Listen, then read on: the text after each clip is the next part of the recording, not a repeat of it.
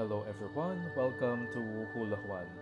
This reading is for the sign of Libra sa August 2024. Libra, uunahin natin ang iyong general forecast, susundan to ng career or money, and then relationships, tapos advice cards, okay?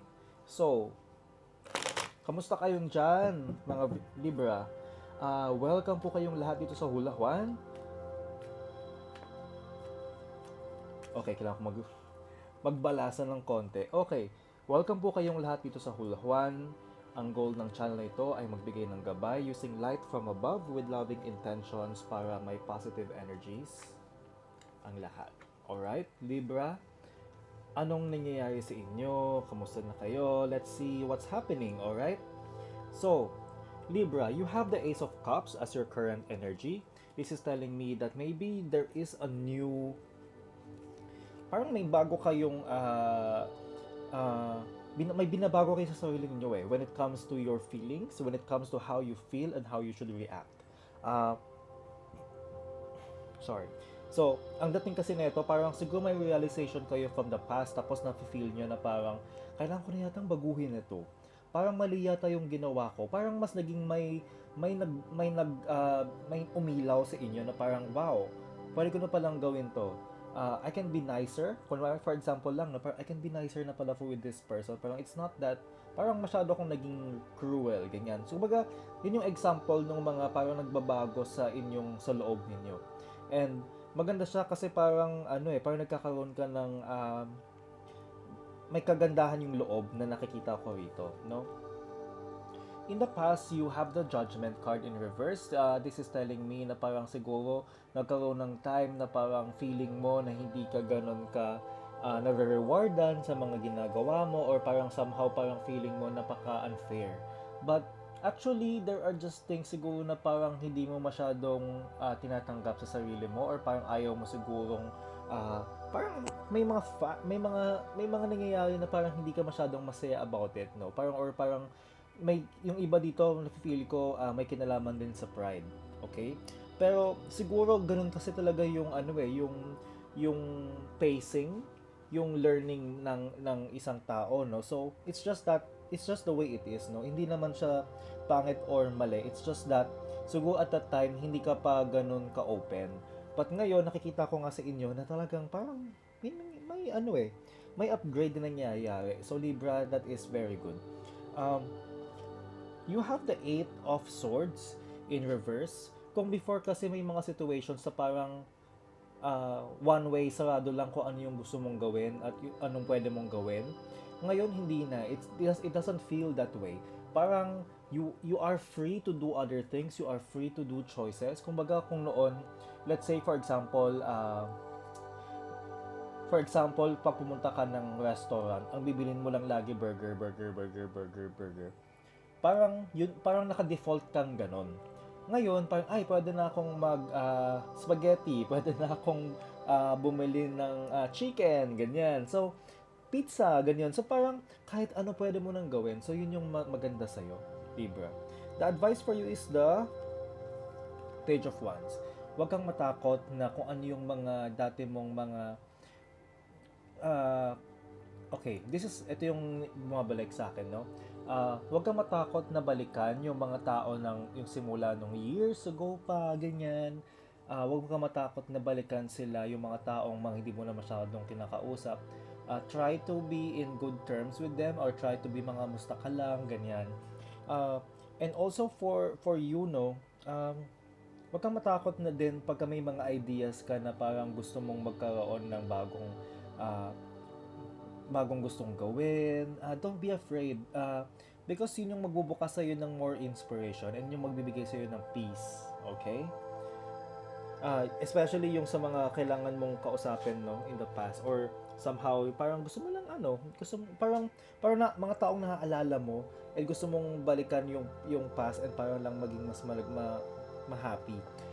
Gawin mo yon kasi kung hindi, maraming blockage for you Maraming blockage pagdating sa iyong mga gustong gawin pa sa buhay, ganyan. Kumbaga, right now, ang pinapagawa sa'yo is to really fix something when it comes to your emotions, especially pagdating sa ibang tao. Okay? Yan ang iyong general forecast.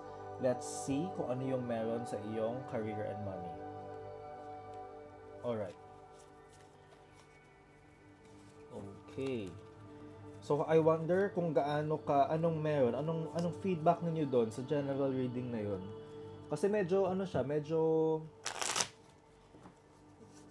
medyo parang naging specie, mas ano yung, ang lakas para sa akin na, siya, for your, emotions, or parang, okay, let's see, no? You have the moon. When it comes to your money, you have the moon.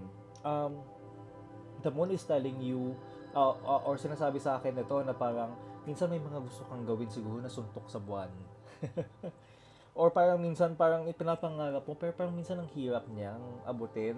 So, hindi ko naman to nakikita na parang masama or hindi, or parang baka naman minsan may mga takot ka, no? So parang minsan inaano mo na lang, hindi mo na lang pinapansin yung mga gusto mong mangyari. But somehow ang napapansin ko rito is there are things na gusto mong gawin, pero parang hindi pa siya ganun kalapit sa realidad, or parang hindi pa siya ganun parang hindi pa kaya ganyan, or parang hindi pa achievable, right? So Libra, you have the Knight of Wands in the past. Knight of Wands, this is telling me na parang doon you're very very capable to do things, but somehow siguro parang baka may mga bagay na hindi ka masyadong ginawa, no? You have the Queen of Cups energy. It can be, I feel like for many of you, you will be this person who is quite somebody na parang makikita ng mga tao when it comes to your work, to your career, na parang, parang maalaga siya, maganito siya, parang thoughtful siya, ganito. So, but for some of you then, pwede din yung baliktad. Yun yung parang medyo, parang hindi ganun kasayang tao. Alright, so, Libra, you have the Five of Cups as your advice. Okay? Five of Cups is telling you na parang iwanan mo na yung mga bagay na parang nakaka-disappoint for you. Iwanan mo na yung mga bagay na parang making you feel, or thoughts, no, that are making you feel about your money, na parang yung mga career na parang siguro parang minsan na feel mo parang I should have done this, kailangan parang hindi ko na nagawa yung mga ganito. Kumbaga, iwasan mo na yung mga yon. Okay? You have the Nine of Swords as your potential outcome. So kasi kung hindi mo daw i-let go yung mga bagay na parang feeling mo hindi mo nakamit, ganyan, then you will just go in that cycle and hindi ka mag-evolve, and hindi ka mag-upgrade, hindi ka matututo, hindi ka, kumbaga, paulit-ulit ka lang dyan. So, sabi sa'yo ng universe, hayaan mo na yan kung ano yung mga hindi mo nagawa noon. Hayaan mo na yon, because marami pang iba eh. Madami pang, kumbaga yung kakayahan mo, huwag mong ililimit dun sa mga failures mo in the past. You have the Strength card connecting sa relationship, okay? This is telling you na parang kaya mong i-temper yung sarili mo, kaya mong pigilan ng sarili mo pagdating sa mga bagay na hindi masyadong kagandahan ng ugali, ayan, kaya mo siyang palitan, okay? So, I think yan yung andyan ka ngayon. You have the Temperance, ayan. You have the Temperance in the past. Nagkaroon ka na nga ng time na parang na-realize mo sa sarili mo na pwede pala akong maging chill lang, pwede pala akong parang mas, kumbaga, bibigyan ko pa ng panahon para pag-isipan ko ano yung kailangan ko bang sabihin, ganyan. So, there are things na parang may mga nagbibigay sa iyo ng reality. And nakikita mo na siya. Kumbaga, mas na-appreciate mo yung mga bagay-bagay because hindi ka nagpadala sa iyong mga emotions. You have the Empress. And this is very beautiful kasi Libra, uh, baka makita mo sa sarili mo na parang, wow, I can be nurturing, I can be very thoughtful, I can be very nice to people, and I can, parang ikaw yung naging, parang kang naging ah, modelo ng mga tao sa around you. Modelo ka na parang, wow, bakit parang ang ano niya, ang gaan. Kumbaga, in short, magaan and masaya ka. Masaya kang parang, ang ganda ng energy. And yun nga, parang napakaalaga. You have the Princess of Wands as your advice. Huwag kang matakot na express mo yung sarili mo. Kasi having the balance, uh, kahit kung ano yung gusto mong sabihin, basta maganda ang iyong uh, kalooban, no? Maganda yung, ito nga, the Empress ka, go lang, okay? So, you have the Seven of Wands. Kung kaya mo yun gawin, pwede mo daw, parang kahit ano pang mangyari, kahit ano pang sabihin ng ibang tao sa'yo, you can protect yourself and you will be able to be there for those people na parang kumbaga somehow emotionally or parang in your relationships, parang parang malakas ka, okay? And you can be there for you and para din parang maka-call out mo yung mga taong parang hindi masyadong maganda ang mga ginagawa. Alright? So, kuha na tayo ng advice cards. Kung nakatulong sa inyo ang reading na to, please subscribe, hit the like button if you are on YouTube, and follow pag kayo ay nasa Facebook. Huwag niyo po kalimutan na i-share ito sa mga kakilala ninyo na kailangan ng reading. Malit na bagay lang po ito to support this channel para blessings lang o umiikot sa community natin. First card, Quiet Retreat. It's time to disconnect from the outer world so that you can discern and process your true thoughts and feelings from your inner world. Create this quiet time for yourself and you'll have more clarity about what to do next. So, bigyan mo daw yung time yung sarili mo na parang ikaw lang, happy-happy ka lang sa sarili mo, ganyan. Kumbaga, ipaprocess mo daw yung mga pumapasok sa isip mo. Kumbaga, bigyan mo yung time yung sarili mo na parang maging ikaw lang muna and para magkaroon ka ng linaw, okay? New waxing moon conception, inner self and expansion.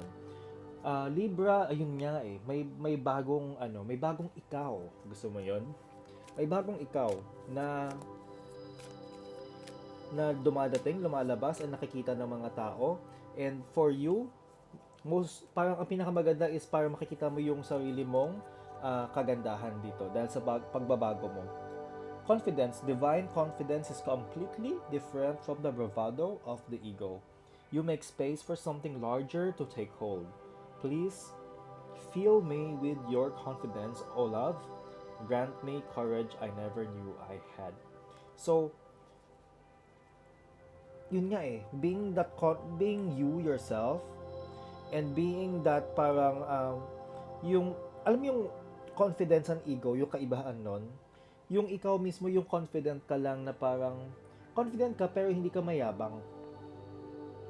Yun nga eh, parang dahil doon sa energy na yon, parang kaya mong magkaroon ng energy around you na